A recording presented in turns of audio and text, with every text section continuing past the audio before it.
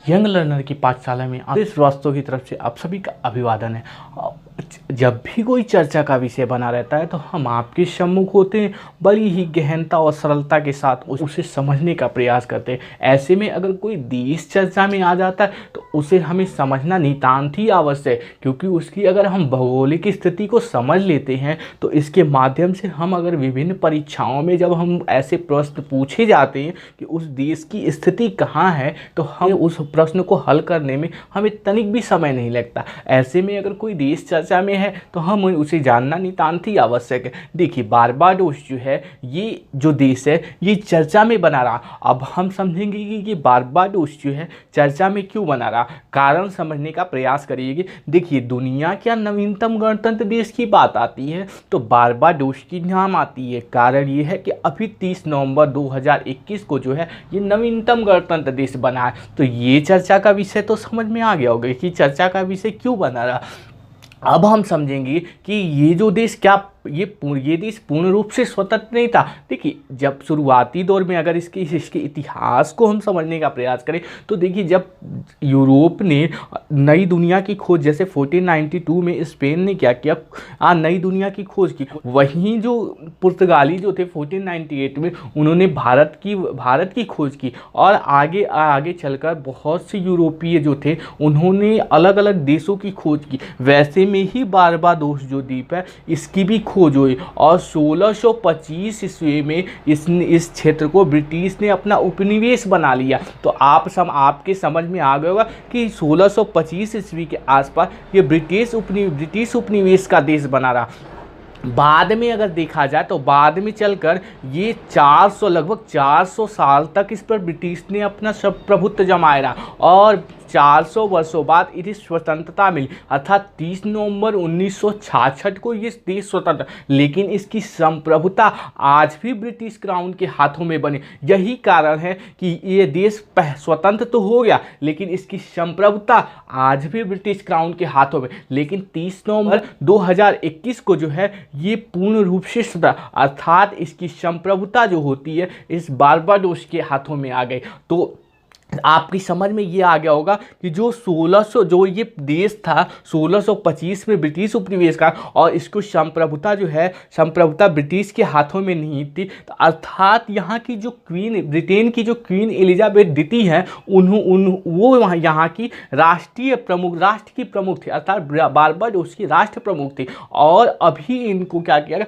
उस प्रमुख पद से हटा दिया गया। तो आपके समझ में आ गया होगा कि बारबाडोस जो था उसकी जो राष्ट्र की प्रमुख थी वो क्वीन एलिजाबेथ थी। और क्वीन एलिजाबेथ अभी क्या किया कि उनको उस पद से हटा दिया गया और जो बारबाडोस है वो संप्रभु देश हो गया। अब हम देखें तो इसकी आपने ऐतिहासिक दृष्टि से आप समझ गए। अब किसी भी क्षेत्र की अगर भौगोलिक स्थिति भी समझ जाते हैं तो बड़ी ही सरलता हो जाती है उस विषय वस्तु का। देखिए, जब भी हम ओशियन की बात करते हैं तो Pacific ocean, Atlantic ocean, Indian ocean, southern ocean, Arctic ocean, ऐसे करके 5 ओशियन के नाम आते हैं। अब अटलांटिक ओशियन अगर आप देखें तो अटलांटिक ओशियन के आसपास जो कैरेबियन सी अर्थात नॉर्थ अमेरिका और साउथ अमेरिका, और अगर आप पृथ्वी को देखें तो पृथ्वी जो होती है ये जियोइड शेप में होती है और इसके बीच ये भूमध्य रेखा होती है। इसको जो भूमध्य रेखा, तो इसके ऊपर के जो भाग को उत्तरी गोलार्ध के नाम से जानते हैं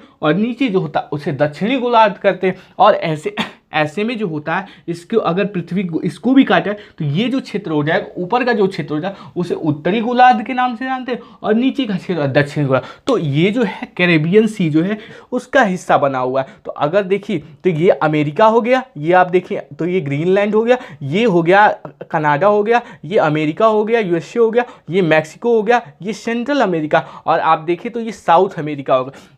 वहीं आप देखिए तो गल्फ ऑफ मैक्सिको हो गई और ये पनामा सिटी। अब यहीं आप देखिए कुछ कैरेबियन सी आते हैं, जैसे क्यूबा हो गया, हैती हो गया, डोमिनिकन रिपब्लिक हो गया, बारबाडोस हो गया और जमाइका, जैसे कुछ ऐसे देश आते हैं। तो यही चर्चा का ये जो देश है ये चर्चा में बना रहा। आप इसकी स्थिति समझ ली। ये जो देश है अटलांटिक ओशियन में और कैरेबियन सी में पड़ने वाला है। वहीं अगर इसकी एक द्वीप है। अब हम की समझते हैं इसकी भौगोलिक स्थिति में। तो अगर इसके उत्तर की तरफ, नॉर्थ की तरफ देखते हैं तो सेंट लूसिया जो है, सेंट लूसिया इसके नॉर्थ में है। वहीं अगर इसके वेस्ट की तरफ अर्थात वेस्ट की तरफ देखते हैं तो सेंट विसेंट की बात आती है। वहीं अगर आप देखें तो साउथ की तरफ देखते हैं तो टोबैगो जैसा देश जो है, यहाँ पे टोबैगो जैसा देश आता है। अगर हम बारबाडोस की कैपिटल को जाने तो इसकी कैपिटल ब्रिजटाउन होती है। वहीं अगर इस समय जो प्रेसिडेंट है इसकी, तो सेंड्रा मिशन जो है इसके प्रेसिडेंट अब आपने इसकी भौगोलिक स्थिति भी समझ ली। अब देश को समझने से पहले ये जानना जरूरी होते क्या हमारे साथ संबंध कैसे, अर्थात इंटरनेशनल रिलेशन भी हम समझ लेते तो इसकी पूरी भौगोलिक स्थिति, इतिहास और अंतर्राष्ट्रीय संबंध से आने की वजह से हम पूरी तरह से इससे अवगत हो जाएंगे। ऐसे द्वीप से हम बहुत अच्छी तरह अवगत हो जाएंगे। देखिए बारबाडोसा जो है उसके साथ भारत के अगर हम संबंध देखें तो भारत के संबंध वैसे भी सभी देशों के साथ एक घनिष्ठ और सौहार्दपूर्ण संबंध बने रहते हैं। ऐसे में ये देश भी भारत के लिए बहुत ही महत्वपूर्ण रखता है। कारण ये है कि इस क्षेत्र में लगभग 2500 भारतीय मूल के लोग यहाँ पर निवास करते हैं। बहुत से लोग अगर देखा जाए तो इन्होंने वहाँ की नागरिकता ग्रहण कर ली है, लेकिन तब भी ये भारत के लिए महत्वपूर्ण। वहीं अगर इसका देखा जाए किसी भी क्षेत्र से आप ये और इस बात से अवगत कर यहाँ का व्यापार क्या, तो वहीं अगर व्यापारिक दृष्टि से देखा जाए तो यहाँ पर निर्यात की, तो यहाँ पर 12.76 मिलियन जो है अमेरिकी डॉलर का निर्यात होता। वहीं अगर देखा जाए तो यहाँ से आयात की बात है तो 1.48 मिलियन जो होता अमेरिकी डॉलर का यहाँ से आयात होता। तो आप समझे होंगे कि ये भारत देश के लिए कितना महत्वपूर्ण। कारण ये है कि निर्यात यहाँ पर ज़्यादा होता है तो भारत आर्थिक रूप से सक्षम होगा, और 2500 जो भारतीय मूल के लोग यहाँ पर निवास करते हैं तो उनके लिए भी बहुत अच्छा संबंध है। अगर समझने का कोशिश करें तो कारण ये है कि भारत के जब सब संबंध अच्छे रहेंगे तो यहाँ से आने वाले लोग जो होंगे, टूरिज्म जो है, टूरिज्म की भी बात, अर्थात आवागमन लगा रहेगा, जिससे भारत और भी आर्थिक, पर्यटन के क्षेत्र में भी आर्थिक रूप से सक्षम होगा। अब हमने समझ लिया कि ये पर्यटन के रूप में भी आर्थिक तो इस देखिए तो वायु समझौता बाद 2015 में क्या किया गया, यहाँ के नागरिक जो थे, यहाँ के नागरिक या भारत के नागरिकों के आवागमन के लिए एक वायु समझौता किया गया। 2015 में वायु समझौता किया गया कि यहाँ के देश के लोग आवागमन करते रहे और वहाँ के भारत के देश के और बारबाडोस के दोनों के देश के लोग यहाँ पर आवागमन करते रहे।